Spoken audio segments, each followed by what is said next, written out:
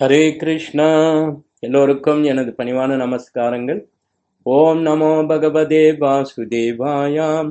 ஓம் நமோ பகவதே வாசுதேவாயாம். ஓம் நமோ பகவதே வாசுதேவாயாம். ஜெய ஸ்ரீ கிருஷ்ணா சைத்தன்யா பிரபு நித்யானந்தா ஸ்ரீ அத்வைதா கதாதாரா சிவாஷாடி கௌரபக்த விருந்தா. ஹரே கிருஷ்ணா கிருஷ்ணா கிருஷ்ணா ஹரே ஹரே, ஹரே ராம ராம ராம ஹரே ஹரே. பகவத்கீதை உண்மை உருவில் அத்தியாயம் 5. அத்தியாயத்தின் தலைப்பு கர்மயோகம், கிருஷ்ண உணர்வில் செயல். பதம் 10. மொழிபெயர்ப்பும் பொருளுரையும் வழங்கியவர் ஏசி பக்தி வேதாந்த சுவாமி ஸ்ரீல பிரபுபாதா, அகில உலக கிருஷ்ண பக்தி கழக ஸ்தாபக ஆச்சாரியார்.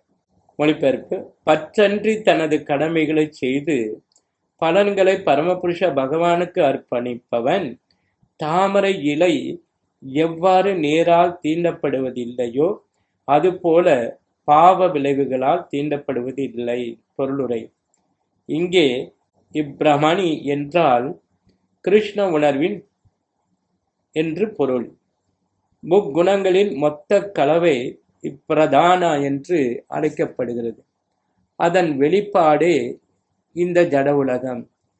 சர்வம் ஏதாத் இப்ரம்மா. மாண்டூத்ய உபனிஷத் 2. தஸ்மானேதாத் இப்ரம்மா நாமரூபம் அன்னம் ச ஜாயத்தே. முண்டக உபனிஷத் 1:1-9 என்னும் வேத வாக்கியங்களும் மம யோனிர் மகாத் இப்ரம்மா என்னும் பகவத்கீதையின் 14:3 வாக்கியமும் இவ்வுலகில் இருப்பவை அனைத்தும் பிரம்மனின் புறத்தோற்றங்களே என்று குறிப்பிடுகின்றன. மேலும் விளைவுகள் வெவ்வேறு விதத்தில் தோன்றியுள்ள போதிலும் அவை காரணத்திலிருந்து வேறுபடாதவை. அனைத்தும் பரபிரம்மனான கிருஷ்ணனுடன் தொடர்புடையதே என்றும் அதனால் அனைத்தும் அவருக்கு மட்டுமே சொந்தமானவை என்றும் ஈஷோபனிஷத்தில் கூறப்பட்டுள்ளது.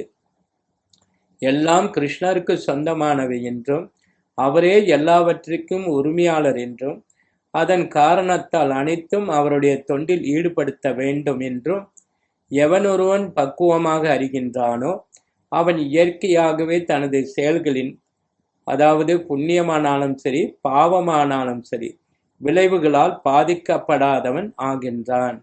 ஒரு குறிப்பிட்ட வகையான செயலை செய்வதற்காக இறைவனால் அளிக்கப்பட்ட பரிசான இந்த ஜட உடலையும் நாம் கிருஷ்ண உணர்வில் ஈடுபடுத்த முடியும். நீரிலேயே இருந்தாலும் தாமரை இலை நனையாமல் இருப்பதைப் போல கிருஷ்ண உணர்வில் ஈடுபடுத்தப்படும் உடலும் பாவ விளைவுகளின் களங்கத்திற்கு அப்பாற்பட்டதாகும்.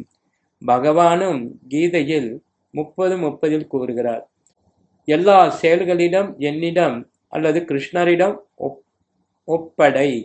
எனவே முடிவு என்னவெனில், கிருஷ்ண உணர்வற்றவன் ஜட உடல் மற்றும் புலன்களின் அடிப்படையில் செயலாற்றுகிறான். ஆனால் கிருஷ்ண உணர்வினனோ உடல் கிருஷ்ணருடையது சொத்து என்பதால் அது கிருஷ்ணருடைய சேவையில் ஈடுபடுத்த வேண்டும் என்ற ஞானத்துடன் செயல்படுகிறான். பதம் 11.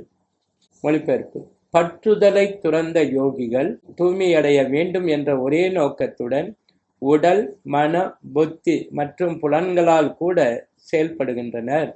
பொருளுரை: ஒருவன் கிருஷ்ணரது புலன்களை திருப்தி செய்வதற்காக கிருஷ்ண உணர்வில் செயலாற்றும் போது உடல், மனம், அறிவு அல்லது புலன்களால் கூட செய்யப்படும் அனைத்து செயல்களும் ஜட கலங்கங்களிலிருந்து தூய்மையடைகின்றன.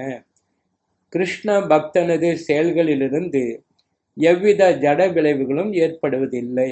எனவே ஷட் ஆஷரா எனப்படும் தூய்மைப்படுத்தப்பட்ட செயல்கள் கிருஷ்ண உணர்வில் செயல்படுவதால் எளிதாக நிறைவேற்றப்படுகின்றன.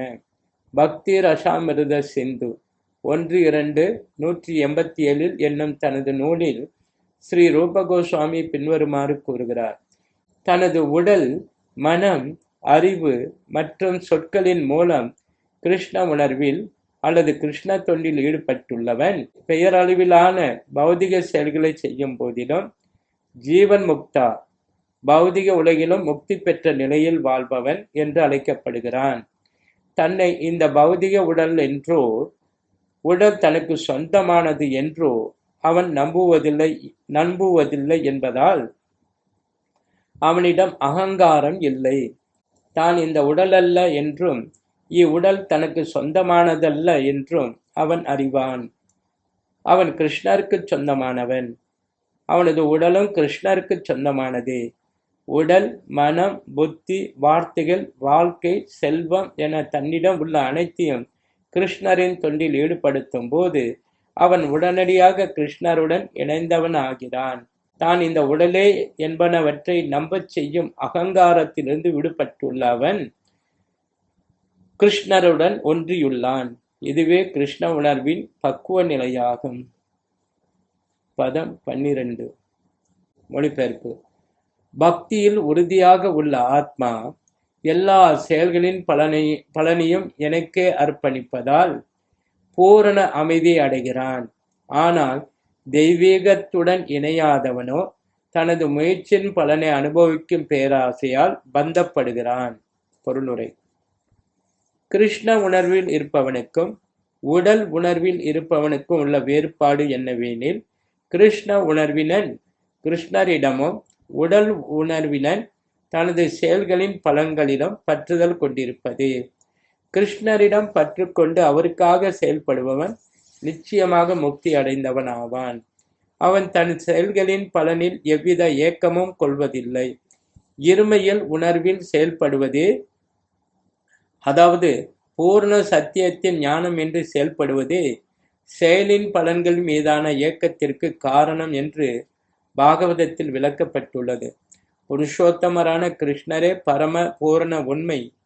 கிருஷ்ண உணர்வில் இருமை கிடையாது. இருப்பவை எல்லாமே கிருஷ்ணன் சக்தியின் படைப்பே. கிருஷ்ணர் நன்மையின் உருவம். எனவே கிருஷ்ண உணர்வின் செயல்கள் பூர்ண தளத்தில் செய்யப்படுபவை. திவ்யமான அச்செயல்களுக்கு பௌதிக விளைவுகள் கிடையாது.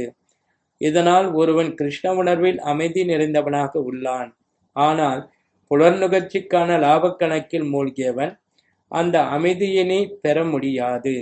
கிருஷ்ணருக்கு புறம்பே எதுவும் இல்லை என்பதே அமைதி மற்றும் அச்சமின்மையின் தளம். இதனை உணர்வதே கிருஷ்ண உணர்வின் ரகசியமாகும். श्री श्रीमद् भगवद गीता की जय, श्रील प्रभुपाद की जय, गौर प्रेमानंदे, हरे हरि बोल।